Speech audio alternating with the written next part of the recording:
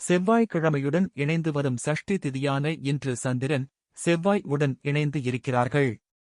அதனால் இதனை சந்திர மங்கல யோக நாள் என்றே சொல்லலாம். இந்த நாளில் செவ்வாய் தோஷம் இருப்பவர்கள், குழந்தை பாக்கியம் வேண்டுபவர்கள், பகைவர்கள் தொல்லை இருப்பவர்கள், அதிக கடன் இருப்பவர்கள், நோயால் பாதிக்கப்பட்டவர்கள் முருகப் பெருமானையும் செவ்வாய் பகவானையும் தீபம் ஏற்றி வழிபடுவது நல்லது. செவ்வாய்க்கிழமையும் சஷ்டியும் இணைந்து வரும் நன்னாளில் முருகப் பெருமானை வணங்குங்கள்.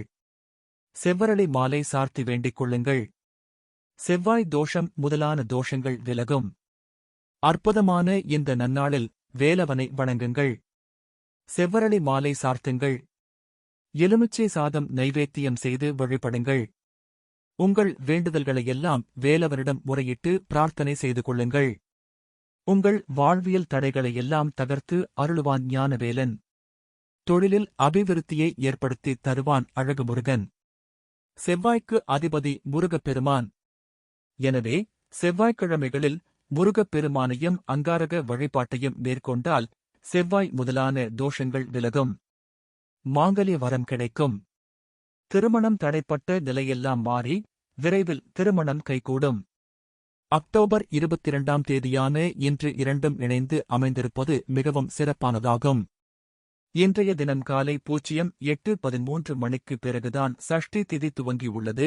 அக்டோபர் 23ஆம் தேதியான நாளை காலை 07:21 வரை சஷ்டி திதி உள்ளது. துன்பங்கள், நமக்கு இருக்கும் கஷ்டங்கள் தேய்ந்து போக தேய்பிறை சஷ்டியில் விரதம் இருக்க வேண்டும் என்பார்கள். இன்று தேய்பிறை சஷ்டியும் செவ்வாய்க்கிழமையும் இணைந்து அமைந்துள்ளது. ஸ்ரீ முருகன் காயத்ரி மந்திரம். ஓம் தத்புருஷாய வித்மஹே மகாசேனாய தீமஹி தன்னோ சண்முக பிரசோதயாத். அங்காரக காயத்ரி மந்திரம். ஓம் வீரத்வஜாய வித்மஹே விக்னஹஸ்தாய தீமஹி தன்னோ அங்காரக பிரசோதயாத். கடன் பிரச்சனையில் இருப்பவர்கள் சஷ்டி திதியான இன்று நரசிம்ம பெருமாளுக்கு 6 நெய் தீபம் ஏற்றி வெல்லம் தானமாக கொடுப்பது சிறப்பு.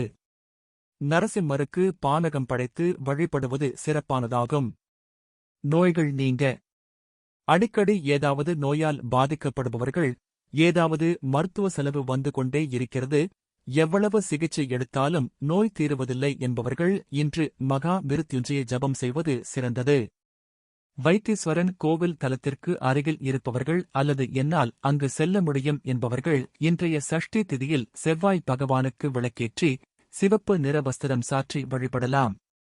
முத்துக்குமார சுவாமிக்கும் இன்று அர்ச்சனை செய்து வழிபடுவது சிறப்பு.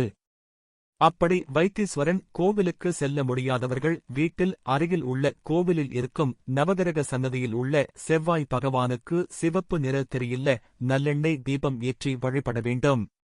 பிறகு வள்ளி தெய்வானையுடன் இருக்கும் முருகப் பெருமான் சன்னதிக்கு சென்று மாலை சாற்றி அர்ச்சனை செய்து வழிபடலாம்.